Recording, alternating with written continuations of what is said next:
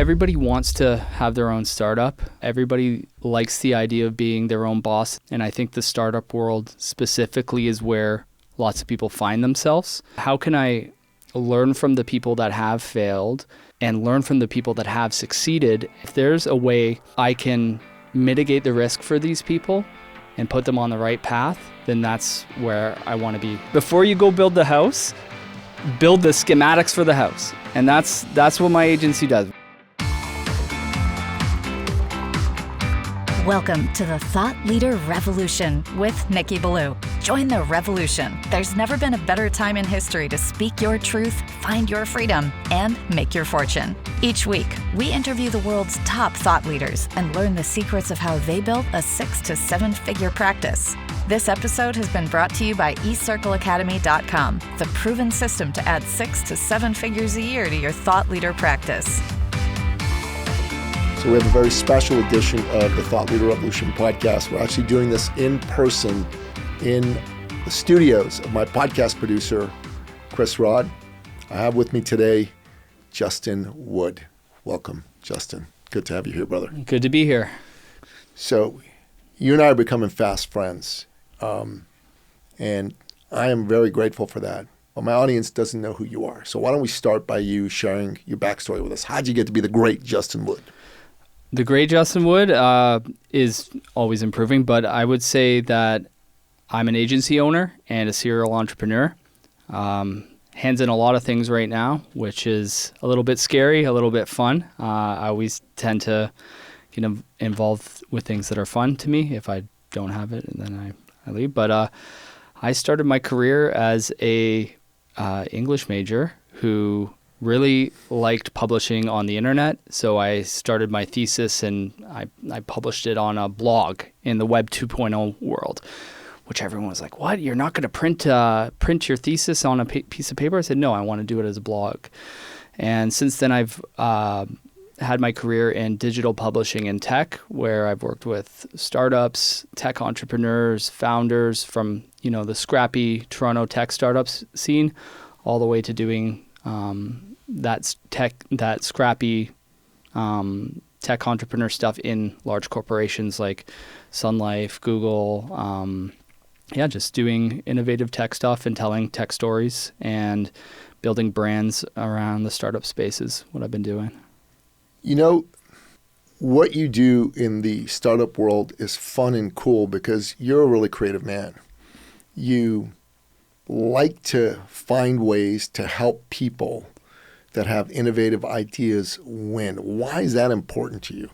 I mean, everybody wants to have their own startup. Everybody likes the idea of being their own boss and their own entrepreneur. And I think the startup world specifically is where lots of people find themselves. Right on. And when I started my agency, I had a lot of these people that were coming to me with their ideas. Oh, I want to have an app that does this, or a digital business that does this. And the reality is that most of these tech startups fail. Most of them fail.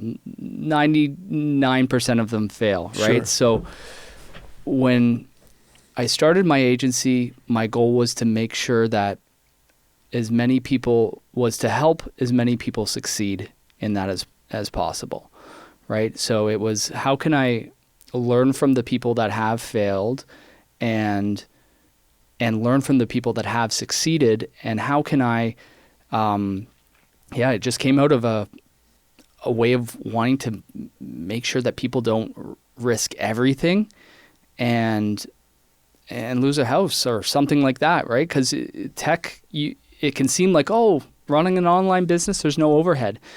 But when you start building a piece of technology and investing in it and building a remote team or something, I've had people come into my office crying that they have to sell their house. And I thought to myself, if there's a way that I can mitigate the risk for these people and put them on the right path, then that's where I want to be. And that's what my agency's been helping people do, is helping them learn, fail fast, but do it without going all in and risking everything and building stuff that, sometimes nobody wants. You know, Justin, that's very powerful and very beautiful. Growing up, I had the most incredible father. My father had a regal name, Napoleon Ballou. And he would tell me, son, life is about people, not about money or numbers. And I go, okay, Dad. I was a kid, right? Like 8, 9 years old. And then he'd say, even business, son, is about people, not money or numbers. And I got confused, right? I'm 8, 9 years old. I'm, Dad, what are you talking about? Without money, there's no business. And he said, that's true, son, but without people, there's no need for money. Because what is business? Business is a process of solving problems for people for a profit. Like, imagine this, right? I got this little Venn diagram over here, right? So this one's problems. This is people. And this is the profit. And where all three intersect, that's the purpose of business. Mm-hmm. Think about it. That's all it is. So you have to you got to be thinking about, that's a human being, that's a person, that's someone's mother, someone's father, someone's brother, someone's sister. It's a hero to somebody. You know, they got hopes, they got dreams, they got fears. Do you want to be part of crushing their dreams, or do you want to be part of realizing their dreams? That's the question you got to ask yourself as a human being on this planet. Who are you? Are you a dream stealer, or are you a dream enabler? Right? And Justin, man, why I love you, man, why you're such a good dude, why I want to help you build a 9-figure exit for yourself is because you're a good dude and you're a dream enabler. That's your brand as far as I'm concerned. Yeah. Right? And I'd love for you to expand on what I just said for a moment. Yeah, I think one of my good friends who's an entrepreneur, his name's Frank, he says about entrepreneurs is we're problem solvers, right? Nobody got rich from like thinking of how much money. Well, I'm sure there's tons of people who have, but I mean, the majority of entrepreneurs and people that have startups that have been successful, they all start with a fundamental problem solving thing. They see either themselves or somewhere in their market, there's a fundamental problem that people are so sick of going through day to day, and they just come up with a solution for that, right? Yeah.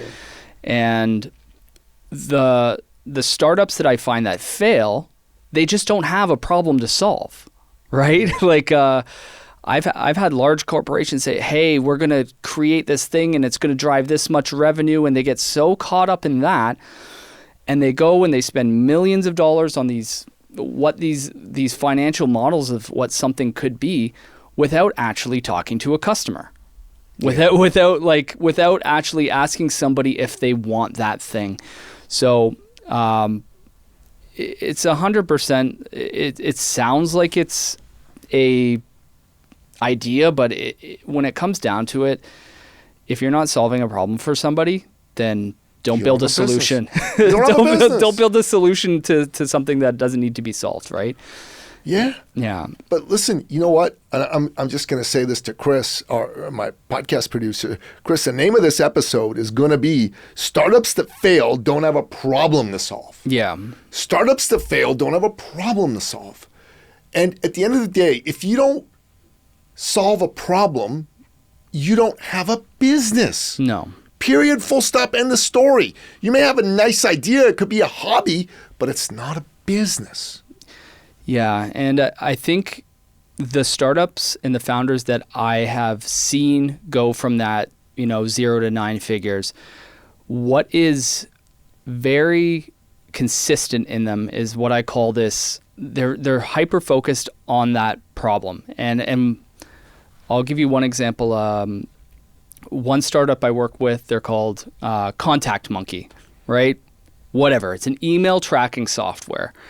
And I remember going into Scott, the founder's office, and he said to me, as long as I can get somebody to track an email, I know I've got them.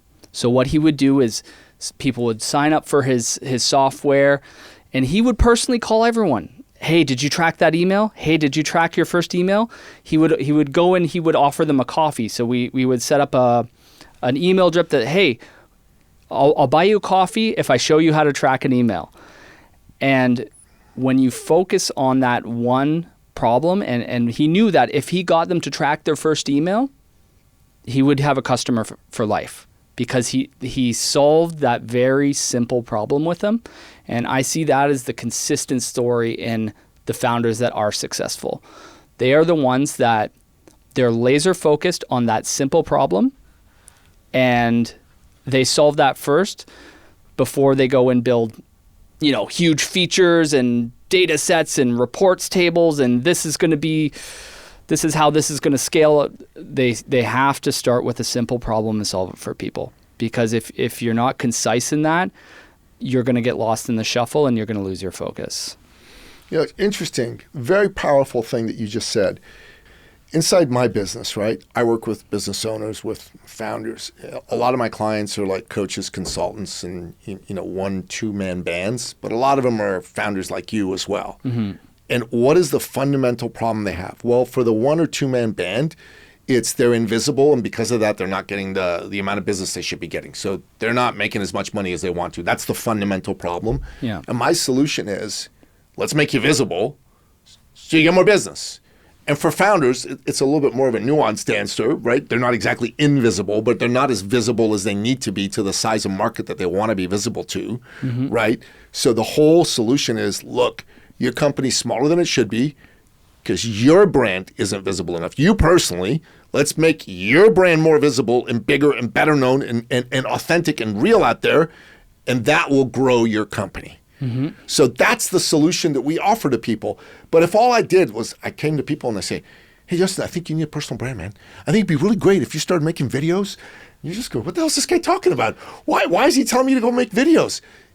It's not a problem in that fashion, right? And then I was talking to you about this client of mine, and he is a relationship coach for guys in long-term relationships.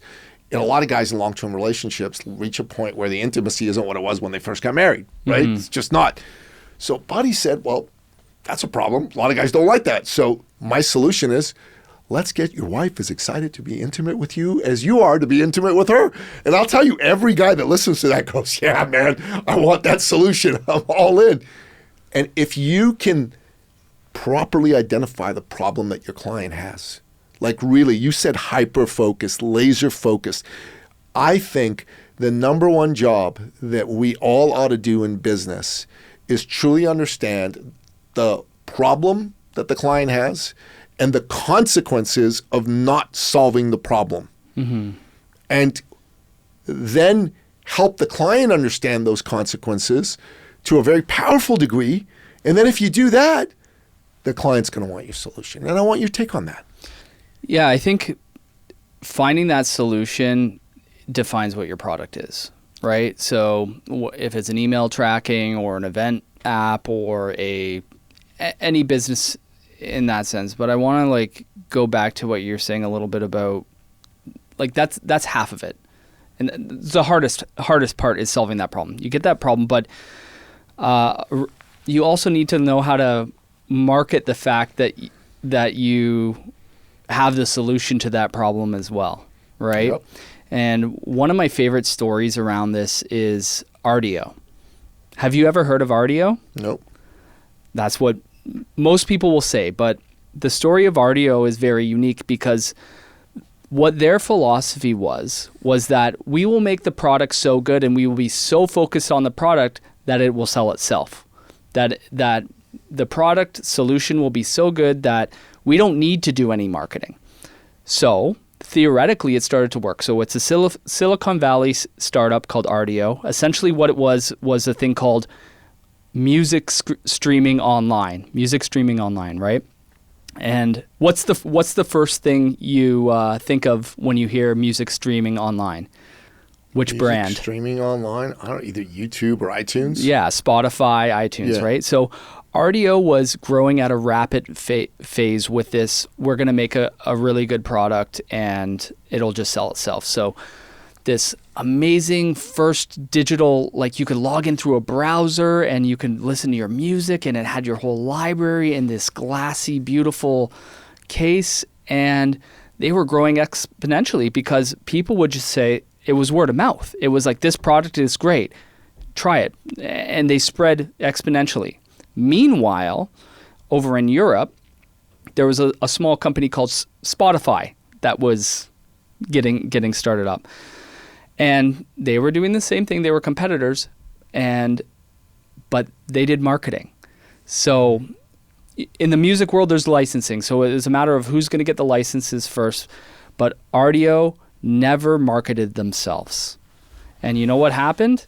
As soon as Spotify got the licenses in North America, Rdio could have been the absolute domination of streaming in North America, but they never did marketing. They said to themselves, we don't need a marketing department. That's bullshit. The product will sell itself.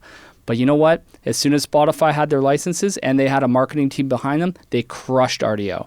Rdio actually was crushed so bad they ended up selling to a radio company who just tried to scramble and promote them through radio ads. And yeah, it's one of my favorite case studies in like, you can have a good product and you can find product market fit, but if you don't have, if you don't share that problem solution in a way that can be conveyed to a whole audience, you're going to be crushed by the person that does have marketing, right? That's so true. That's so true. You can't just be good at solving problems. You got to be good at letting the market know that you are good at solving problems. Yeah, and that is such a macro example of it, right? It's like it's a brilliant example. Like they were growing huge, and then they're just like they're dead. But what I like about it is the naive philosophy that they had, that the product's so damn good that it's going to sell itself, and it got them pretty far until it didn't. You know. Now, imagine someone's listening to this, right? And maybe they have a consultancy. Mm-hmm. And they're thinking to themselves, okay, I'm buying what you're selling here, Justin, but how does this apply to me? Mm-hmm. Like, I know I'm good at solving X problem for corporations. How do I go about marketing myself without sounding like one of these corporate doofuses and douchebags? Yeah. So what's the answer to that? Well, it comes down to that customer problem that you solved in the first place, right?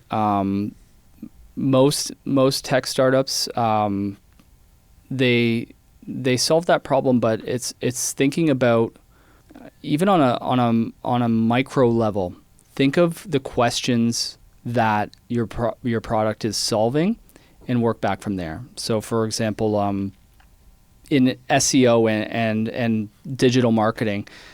Okay, I have an email tracking software, but what are the problems around email tracking that people are having, right? How do I track my software in Gmail? How do I track my software in Outlook? If you take those problems and you expand them out into like how people are thinking about solving those problems, and you align your marketing with those questions that people are asking, that's really the second secret. And I've never seen a startup actually get off the ground in a meaningful way without tapping into that, without having an organic search strategy that, again, you bring it back to that problem. That founder that I worked with before on the email tracking, he was hell bent on answering those problems. So he would go onto Quora, onto forums where people were like, how do I track my email? How do I track my email? And he'd be in those forums saying, hey, there's a lot of things around there, but we built a little tool that can solve it for you. If you click on the link here, then you can get a free trial, right? So it's just aligning those questions and helping people, giving them the solution, right? And then you start building a whole content library around things that help around that solution. And then you have a big chunk of people who are really aligned with your solution that have the problem. And that's where the two things connect and the money comes in. I can see how that would work for like a software product company. Yeah. But imagine someone's just a pure consultant, yeah. Right? They're selling services, not a software product or a software as a service. Mm-hmm. They're selling like a high ticket, something like 5 figures, 6 figures, 7 figures. How would that marketing strategy be applied by someone like that specifically? What I say to a lot of people in services is think of the questions that you get asked on a daily basis that you're just sick of answering because you answered them so much. So if I'm a lawyer, how many times does a lawyer get asked, how do I do my will?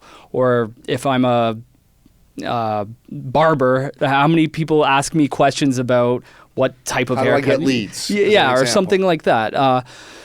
You want to start with that and just start answering those questions in your content, right? Like take the things that are people commonly ask you and write an article about it, or film a podcast on it. Like one of my favorite examples of that is how I got my first accountant.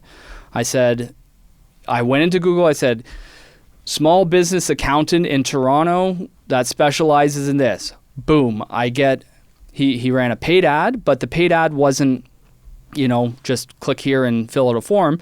The paid ad went to an article about things for small business owners to consider. And then in the article, he had a little podcast clip where he said, hey, I'm Andrew. I'm going to tell you about some of the main mistakes that business owners have when they're doing their accounting. And I press play on that button, and I am instantly given a voice of somebody, right? I'm not just getting some AI SEO article. I'm also getting a voice of trust, and I'm instantly trusting that person. So again, it goes back to what are those problems that people are asking you day to day? Answer them and put that content on your website, right? Because that's where you're going to start, and that's where you're going to initially start to build trust with people. Okay. And it can be applied to anything, right? It could be applied to... makes sense. Yeah. Yeah. It totally makes sense. So why do so many people screw this up? Why do they screw it up? I would say they get a little lost in chasing trends and they get more focused on what the tactic is and less about what the content is. So rather than taking a step back and saying, what are all the questions that people ask me all the time that I give solutions to, they think, oh, I need to be on TikTok. Okay, well, you can get on TikTok, and you see a lot of people, waste a lot of time and money. But if you're not coming to the platform with the value that you bring, then it doesn't matter, right? Like I've worked in tech for 20 years. The platform's always going to change. At one point, it's like, oh, we need to be on Twitter. Oh, we need to be on Facebook. Oh, we need to be on Instagram. But it doesn't matter what platform that you do. It's bringing your fundamental value to an audience and then just adapting it to that platform. So where I see a lot of marketing dollars and go-to-market strategies fail is they focus more on the platform that they're going into and less into their own value that they're bringing to those platforms. That makes a lot of sense. That makes a ton of sense. So if someone is not starting a business, but they've had their business for a while, and they've had some success, right? So there's money coming through the door, but maybe they're hitting a plateau. Maybe they're slowing down in their growth, and they're coming to speak to someone like you. What's the first thing you do to diagnose that problem? I would say on the service side of things, I see a lot of people thinking about, productizing their service, right? So everybody wants to grow their business. Everyone wants to make more money, right? Sure thing. But I often find people that I don't even know if they're ready to do that, right? Because it's great. You can turn on advertising. You can dump a lot of money in leads. You can do all that. But if you don't have the way to actually deal with that growth, like digital marketing can be very powerful if you do it right. But if you don't have the back end system to deal with that, then what's the point of growing to begin with, right? So what I tend to do is before I would say to someone, hey, invest in digital marketing or invest in your content or invest in an app. What I would say is like, can you handle it, right? So when these digital funnels get going and are done right, you need to have a productized way of dealing with it, right? What does that mean in English? What that means is that if you're just slapping a lead gen form and you're having to call somebody on the phone every time a lead comes in, and I know this because I've broken startups this way, right? We had a startup called Do Your Own Mortgage, and we were way ahead of our times. We built a online mortgage application platform where someone could go in, they would get there was a killer offer rebate on their mortgage. Right. They could calculate how much they would get on their mortgage. And we put it live. We started putting ads to it. But the problem was it was too successful. We had to build a call center to deal with all the leads.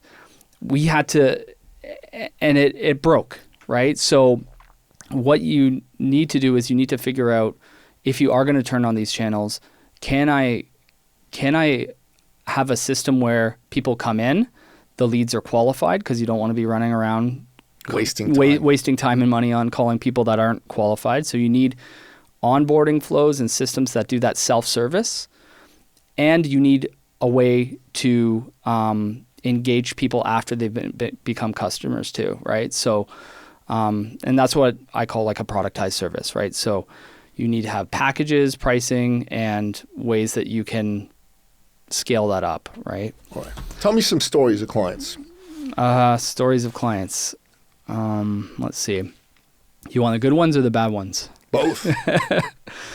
I think some great client stories are obviously Contact Monkey's really cool. Started with Scott was guy in his office. His dad's insurance office built this tool. I actually ran into him in a conference the other day, and he said to me, we're looking at all these SaaS founders, and this is the thing is with software as a service, everyone's getting up there. J-curve. They're growing at exponential. This is the 10x venture capital world. And Scott pulls me aside. I just happened to randomly sit beside him. I didn't even know he was at this thing. I sit beside him, and I look over, and I see this head of hair that only Scott has. I go, Scott, how's it going? He goes, Justin, I'm doing good. And he said, you know what? I want to show you something. And he pulls me aside. He pulls out a spreadsheet. He goes, okay, here's my J curve. Yeah, the company's grown like this. Yep. He's like, this is where you started helping me out, was around here, 2018. And he said, you know what? What you don't see on this graph is the 8 years before, where there was this. And he said, you know what? Every founder up here who has got this exponential growth that you think happens overnight, he said to me, each one of those has 8 years of zero, but they never fucking gave up. And to me, that was like, especially in the tech and startup world, people get excited about that. They see these overnight successes of like, great, I raised $50 million, but it's not. None of that is overnight success. It's a lot of failing. It's years and years of failing and testing and learning to get to that. And you got to be in it for the long run. If you want that level of growth. It's totally cool to bootstrap things and build a smaller company with that, but we all aspire to that J curve, that things doubling overnight. But it can be a nightmare if you haven't done the work to make sure that you can get that, right? So I think that's a great story of success, but also what's involved in that success. It's a good story. I like it. So, Justin, you and I off camera before we had lunch, we were talking about the importance of thought leadership for a founder of a company, mm-hmm. and how that can really help them supercharge not just their personal growth, but the growth of their business. Mm-hmm. And we talked about folks like Elon Musk, whose brand is bigger than any one of his companies, right? And all of his companies benefit from his brand. So when it's said that Elon Musk is getting involved in X company, that company is instantly more attractive to customers, to potential employees, and to investors. That's a fact. Mm-hmm. And it's his thought leader brand that's done that. I want to hear from you. What are your thoughts around thought leadership for tech company founders and other, frankly, company founders? Why do you think it matters? And how do you think they need to go about thinking it through and how to implement it? Well, it's kind of that story that I told you before, right? especially in the tech world, it's painted as some get rich quick overnight thing. Which isn't true. Which is totally not true. Maybe some people have a hit every now and then if they're good at being sneaky with investors. But like, just because you raised money doesn't mean you're a success. You could go out and raise, $50 million, but you could burn it overnight, right? Good. Why I think it's important in this space is to demystify that. Is to let people that do have a dream to, if they've went out and they've said, you know what, I see a problem somewhere in the world, and I build a solution to fix it. It's possible. It's totally possible, but it's not going to happen overnight, right? So I think what founders need is they need to understand the building. There's a gap between the Elon Musk and the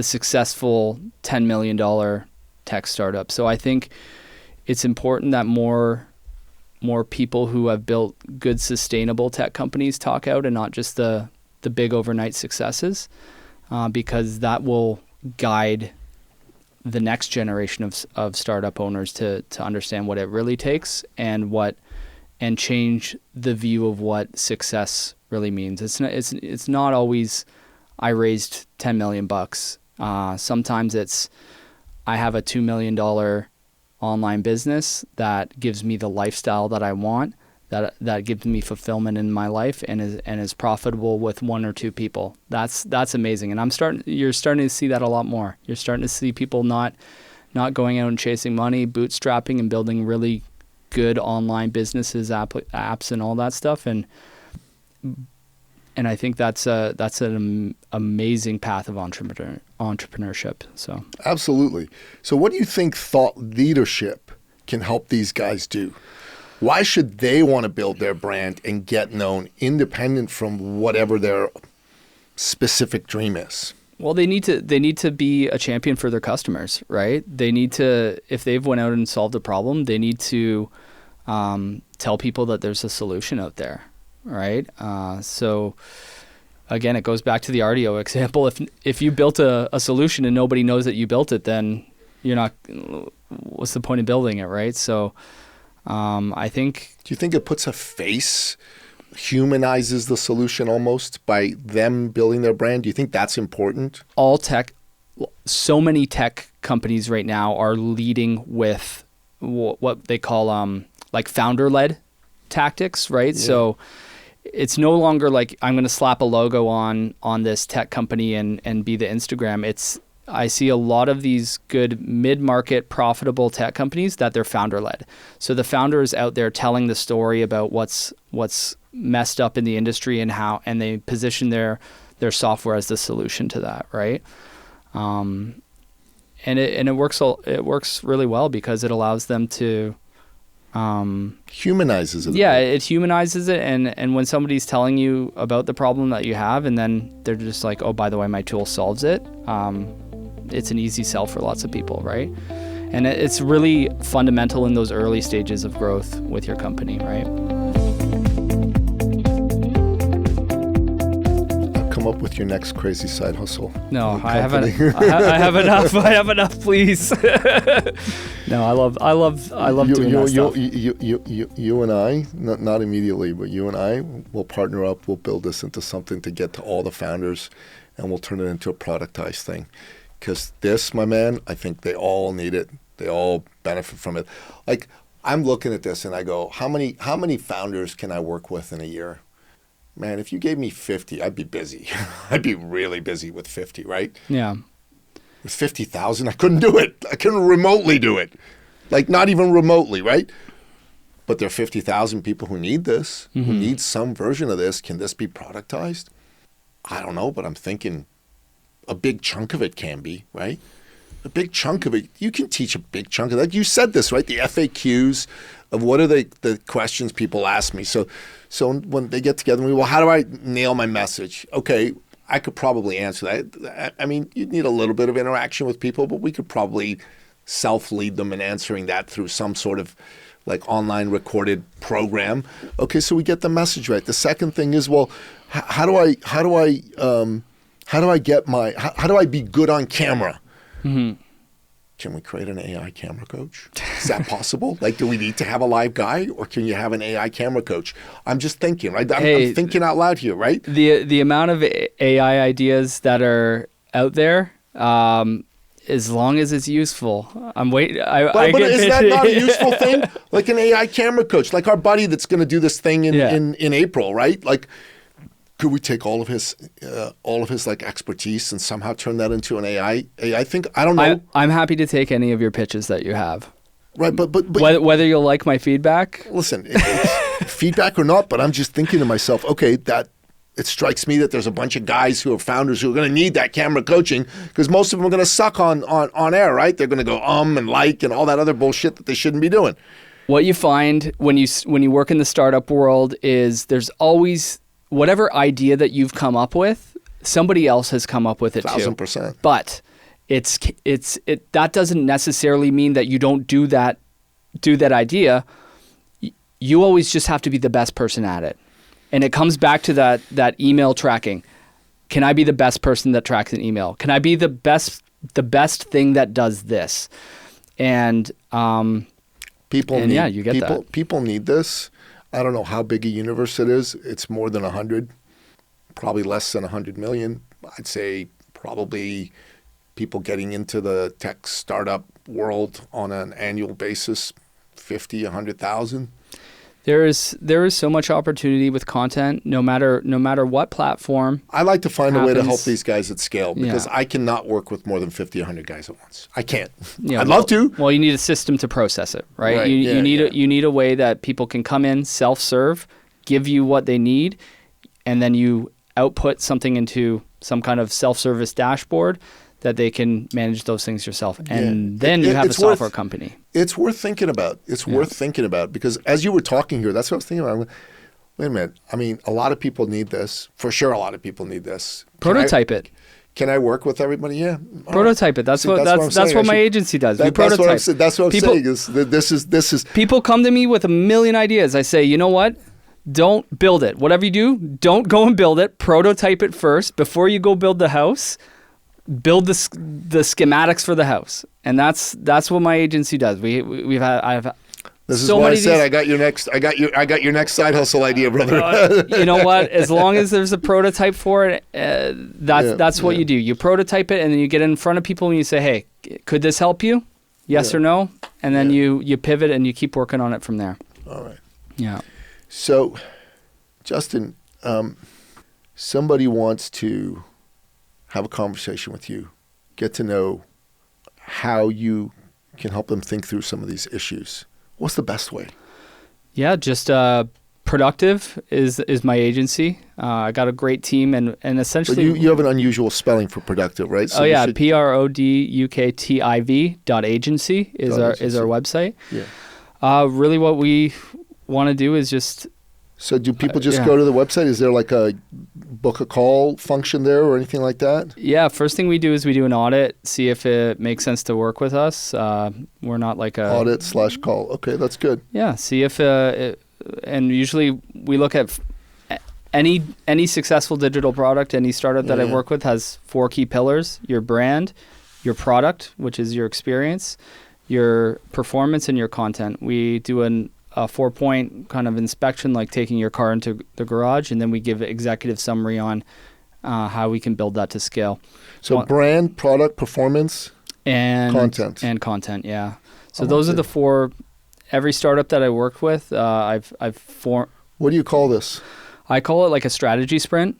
So it's like... you need a better name than that. That's not a good name. I don't like to use audit because we actually give you a 15-page executive summary of what your product strategy should be. We're going to call this the Productive Advantage. Sure. Productive methodology. I like it better. Yeah, the Productive Advantage, TM. I like that a lot better than strategy sprint. Yeah. But these 4, this is unique. You gotta TM this. You gotta create. I'm giving you some coaching here. Like you got to do that.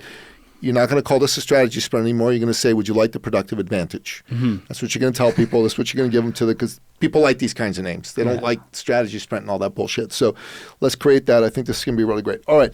So I'm going to ask you some off-the-wall questions now as we look to land the plane on the episode. So what's your favorite book that you've ever read and why? Favorite book? It would have to be Slaughterhouse-Five by Kurt Vonnegut. I love Vonnegut, man. That dude is a genius. Why? Yeah. It's just absolutely absurd. I don't really like... I remember when he died. I was in university when he died, and I remember just being like sad. I was like, I was sad I felt too. it. I felt like a connection with this person through his books. But genius writer. Slaughterhouse-Five is just an absurd slip between war, dreams, and otherworldly, and it just took me to a place that I've never been to when writing a book. So, love that book. Yeah, it's a great book. I love it. That's and really you can good. read it in a day. You just slip right through it. What's your favorite song of all time and why? Favorite song of all time is it's really obscure, but That's okay. Day Van Cowboy by Boards of Canada. Okay, I don't know that song. It's just like a ambient techno song that I would just play at my funeral. It is just like... So who's the band? Boards of Canada. Boards of Canada. I've never heard of them. I want to They're go check this out. a Scottish techno band. All right. What's the best restaurant you've ever been to and why? Best restaurant I've ever been to? Yeah. I like Sushi Kaji in Etobicoke. It's a Japanese. It's only open a couple days of the week because he flies on all the fish in from Tokyo. It's in a little strip mall. Shut up. Yeah. And From Tokyo? Yeah, he has a buyer in the Tokyo fish market, and he ships it in. So he's only open Wednesday till Saturday, I believe. And it was right beside my house. And the chef is from a prefecture that I used to live in Japan. So like You lived in Japan? Yeah, I used to live in like rural Japan and drive a pickup truck. Yeah. What'd you do there? Just taught English. How cool is that? Screw around. But yeah, so like he just, I leave that place. I usually go on my birthday and I leave like rubbing my belly because I feel so happy. Okay. I want to go to dinner with you now. I got to get dispensation from my bodybuilding coach to go there. But I'd like to go there. I mean, it sounds amazing. Oh, you can go sashimi all the way. I know. I'm not allowed to eat fish right now because it's higher fat than either chicken or fish. It's the fat. We'll get him to do steamed chicken breasts. I'm going to ask him. Listen, I'm going to tell him, Amber, buddy, you got to let me know when I can cheat. Like I need a cheat day because I'm going to this restaurant. I got to check it out, and I'll call you. I'll go, listen, my cheat day's coming up. Can we make this work? Let's make it happen. Sushi Kaji. I hope it's still around, but it's like a Toronto establishment. So Sushi Kaji. Okay, Kaji. Yep. Yeah. All right. Cool. Okay. What's the best piece of advice you ever got? Best piece of advice I ever got.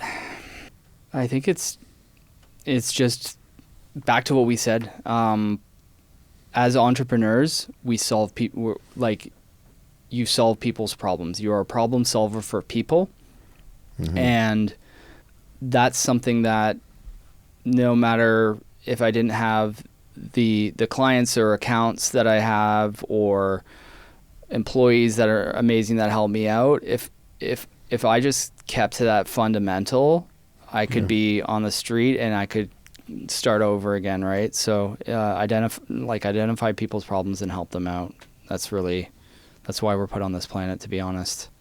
That's beautiful. And last of these offbeat questions. How did you win your wife's heart? Oh, how did I win my wife's heart? I think when we were in Montreal one time when we first started dating, there was somebody who was stuck in the snow, as you usually are. And I remember I ran across to just push this guy out of the snow. And I think that's where she was like, you know what? That's you as a person. Like, you don't care. If you don't know this person, you will dive into other people's problems to like help them out. And I think awesome. I think that's what she has the most difficult time with me, but also why she loves me the most. Amen, man. That's fantastic. I love it. So, brother, we end off every episode by asking you, as our guest expert, to give what I call your top 3 expert action steps. This is like bullet points of your advice to my listener that you really want him to know to improve their situation. What would you say? Number 1 is don't be afraid to fail. Working with startup founders and people in business that really take a lot of risks. I see a lot of amazing ideas just don't happen because people are afraid what will happen if they do fail. So number 1 is don't be afraid to fail. Number 2 is when you do fail, get back up and try again. And then, because again, you're going to fail multiple times. So usually the person who ends up with the bag, with the money, is the guy who just got punched in the face 100 times and just got back up 101. And but also number 3 is like know when to pivot and move as well, right? Know when to, if something does fail, know when to move into something else, right? Don't get too caught up in your ideals where you lose sight of reality. Those are really good. There's a clip from the movie Rocky Balboa where Rocky is talking to his son. Have you seen that clip? It's been a while for Rocky. So basically it goes, so Rocky is talking to his son and said,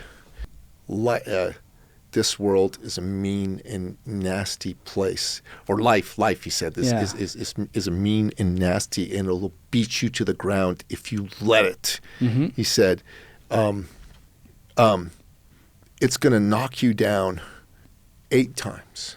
But how winning is done is you keep getting back up and keep moving forward.